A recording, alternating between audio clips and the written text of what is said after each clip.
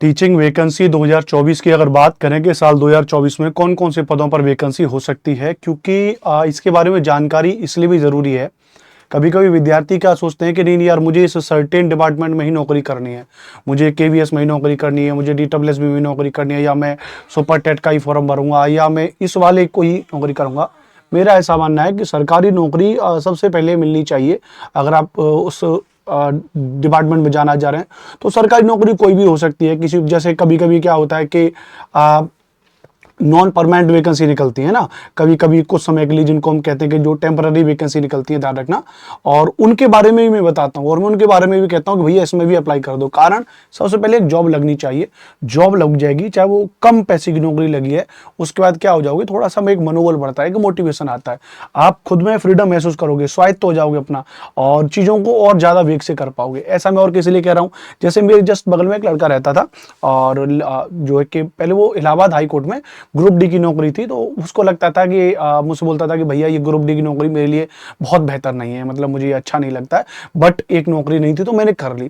फिर उसने जो है कि लेखपाल का पेपर दिया, बिहार शिक्षक भर्ती में पेपर दिया, और भी कई एग्जाम दिए। तो बिहार शिक्षक भर्ती में उसको मन नहीं हुआ कि नहीं मुझे उधर नहीं जाना, बिहार में नहीं जाना, यूपी का सुल्तानपुर का रहने वाला लड़का। तो अब क्या है कि अब उसका लेखपाल में सिलेक्शन हो गया। तो अब इलाहाबाद ग्रुप डी की तुलना में अब लेखपाल की नौकरी ज्यादा बढ़िया है। तो उसने अभी 8-10 दिन पहले इलाहाबाद की जो लेखपाल की भर्ती है फाइनल हुई है, तो उन्होंने अपना रिजाइन दे करके यहाँ पे इलाहाबाद हाई कोर्ट से जो था जॉब, उसको रिजाइन दे करके उसने लेखपाल की नौकरी ज्वाइन करा है। तो कहने का मतलब क्या है कि जब बेशक उसकी ग्रुप डी की नौकरी थी, लेकिन उसने उससे मेहनत की और मोटिवेशन लिया, अब लेखपाल की भर्ती होगी। अब मेरी बात हुई तो बोला कि अब भैया मैं थोड़ा फ्री हूँ, अब इसमें थोड़ा सैलरी भी कुछ ज्यादा है, लेखपाल में काम भी थोड़ा कम है, और थोड़ा सा मनोबल भी बढ़ेगा। अब मैं आरओ की परीक्षा दूंगा, जो संभवतः दिसंबर में आरओ की परीक्षा होगी। तो ये क्या, ये मनोबल ही तो बढ़ रहा है। तो इसी तरीके से हमेशा कहता हूं मैं कि कोई ना कोई एक छोटी सी नौकरी होना जरूरी है। तो फिलहाल के लिए कौन कौन सी वैकेंसीज हैं जिनको लेकर के भर्ती की जा सकती है, उसको लेकर थोड़ा समझेंगे। जैसे झारखंड टेट का नोटिफिकेशन अभी आया हुआ है, आपको पता है 7 साल के बाद झारखंड टेट का नोटिफिकेशन आया है। और इसमें क्या, संपूर्ण भारत, ऑल इंडिया है ना, ऑल इंडिया लेवल पे ये वैकेंसी है, मतलब ऑल इंडिया किसी भी राज्य का कोई भी व्यक्ति और जो इसमें अप्लाई कर सकता है। तो एक तो सभी विद्यार्थियों के लिए जेटेट महत्वपूर्ण हो सकता है, संपूर्ण भारत से आप इसमें अप्लाई कर सकते हैं, किसी भी राज्य से हैं। तो झारखंड टेट का पेपर हो रहा है, अभी पात्रता परीक्षा है, आप इस पात्रता परीक्षा को पास करिए। फिर उसके बाद, और जो है ध्यान रखना, सितंबर के आसपास, यानी सितंबर में तो जेटेट का एग्जाम हो जाएगा, सितंबर में जेटेट का एग्जाम हो जाएगा डेफिनेटली। अक्टूबर के आसपास आप मान लीजिए, अक्टूबर के आसपास 24,000 पद संभावित है, किसमें, जेएसएससी के द्वारा, जो आचार्य के पद वहां पे कहते हैं झारखंड में, जूनियर के पद कह लीजिए, टीजीटी की वैकेंसी कह लीजिए, वहां लगभग 24,000 पद खाली हैं। तो यहां पर भी आप इसको अच्छे से तैयारी कर सकते हो। दूसरा अभी जो संभावित है, मतलब रेड से मैं मार्क कर लेता हूं, जहां जहां अभी इस साल वैकेंसी की संभावना सबसे ज्यादा है। दूसरा अगर हम बात करेंगे यहाँ पे, दूसरा जो सबसे ज्यादा संभावना है वो मध्य प्रदेश में। मध्य प्रदेश के वर्ग 2 का पेपर संभवतः नोटिफिकेशन उसका अगस्त में आने के लिए वो लोग कह रहे थे, और वर्ग 3 जो एक पात्रता परीक्षा है उसका सितंबर में, और उन्होंने अपने जो मध्य प्रदेश की जो वेबसाइट है उसमें उन्होंने आयोग ने मेंशन किया हुआ है।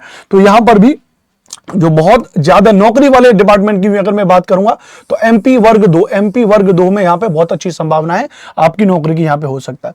सबसे ज्यादा बीपीएससी 4.0 तो संभावित है, हालांकि अभी इसको लेकर के उन्होंने कहा है कि भाई 4.0 की वैकेंसी अभी नहीं होगी, तो लेकिन मेरे ख्याल से बिहार सरकार इस पर काफी अच्छा काम कर रही है, तो बीपीएससी के भी 4.0 की भी वैकेंसी होनी संभावित है। तो यहां पर भी आप अच्छे से तैयारी कर सकें। अब आप कहेंगे कि सर थोड़ा सा यहां पे समझे, डीडब्ल्यूएसबी पीआरटी की वैकेंसी नहीं हुई है, तो यहां पे थोड़ा सा मुझे डाउट है कि डीडब्ल्यूएसबी पीआरटी की वैकेंसी मतलब मुश्किल है कि इस साल के अंत तक मुश्किल आएगी, क्योंकि अभी जुलाई चल रहा है ना, जुलाई निकलने को ही है ना। अगर मैं मान के चलूं तो अभी आपको पता है डीडब्ल्यूएसबी की टीजीटी और पीजीटी की वैकेंसी आ चुकी है, फॉर्म भर चुके हैं, लेकिन उनका एग्जाम नहीं हुआ है। तो मुझे लगता है कि अगस्त से सितंबर के आसपास वो लोग पीजीटी का एग्जाम लेंगे, फिर लोग टीजीटी का एग्जाम लेंगे। तो थोड़ी सी संभावना इसकी कम नजर आ रही है कि साल के अंत तक डीडब्ल्यूएसबी पीआरटी की वैकेंसी होगी, बट लेकिन अगर हो जाती है तो ये काफी फ्रूटफुल होगा हमारे लिए, आप इसकी तैयारी करते रहिए।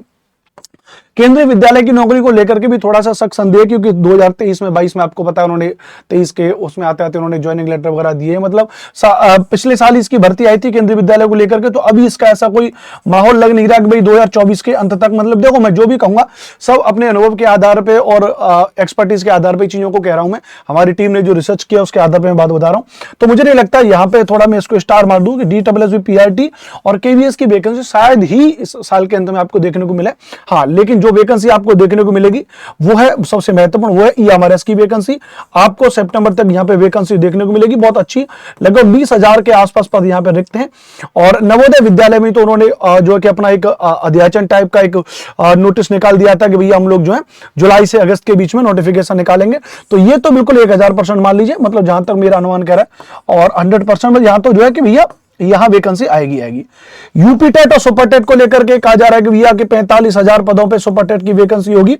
मुख्यमंत्री जी ने ट्वीट करके माध्यम से भी इसके बारे में बताया था, अलग अलग न्यूज चैनल में भी इसके बारे में कहा कि भैया सुपर टेट की वैकेंसी आएगी।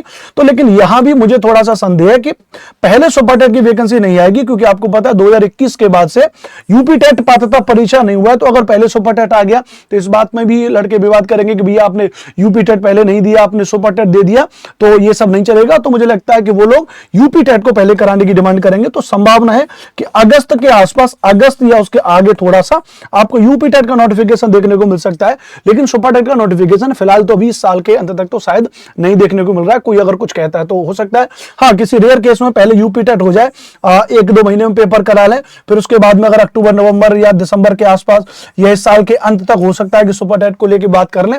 लेकिन मुझे उत्तर प्रदेश सरकार से ऐसी बिल्कुल भी उम्मीद नहीं है कि उत्तर प्रदेश सरकार इतनी तीव्रता से कोई भी काम कर सकती है ना। एक तो ये हो जाएगा। दूसरा भी न्यूज में चल रहा था कि एलटी ग्रेड की वैकेंसी 5,000 पदों पर, 6,000 पदों पर एलटी ग्रेड की वैकेंसी आ सकती है। मैंने एक वीडियो बनाकर के आपको बताया था कि बीईओ के 89 पदों का अध्याचन भेजा गया है। दूसरा मैंने आपको बताया था कि जीआईसी की वैकेंसी भी आ सकती है।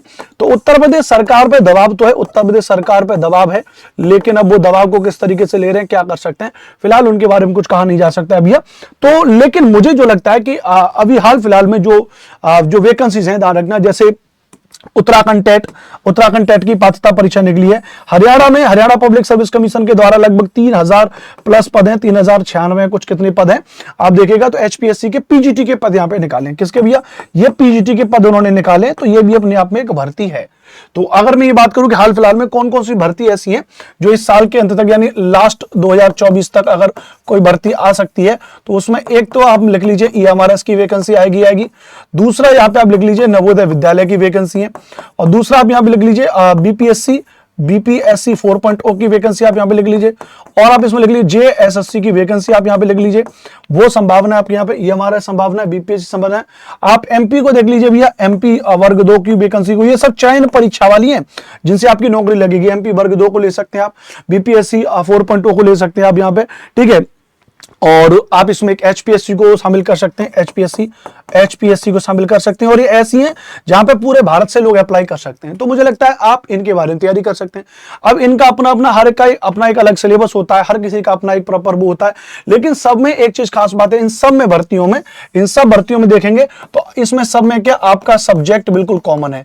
जो आपका सब्जेक्ट है वो बिल्कुल कॉमन है। आपका सब्जेक्ट एसएसटी है, मैथ्स है, साइंस है, कम से कम आप उसको पढ़ सकते हैं। जो कॉमन सब्जेक्ट उनको पढ़ सकते हैं।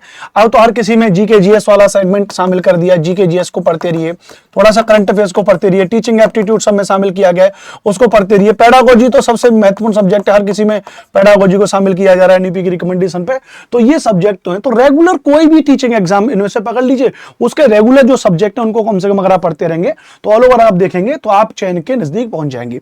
तो मेरा आपसे जो कहने का मतलब है कि सबसे पहले आप एक सरकारी नौकरी की तैयारी करिए, जो कोई भी मतलब नौकरी सबसे पहले शुरुआत में आपको मिल जाए कहीं पर भी, वो ज्यादा जरूरी है। बाद में अपनी और जो है कि चेंज करते रहना क्या दिक्कत है थोड़ा सा, तो ये है।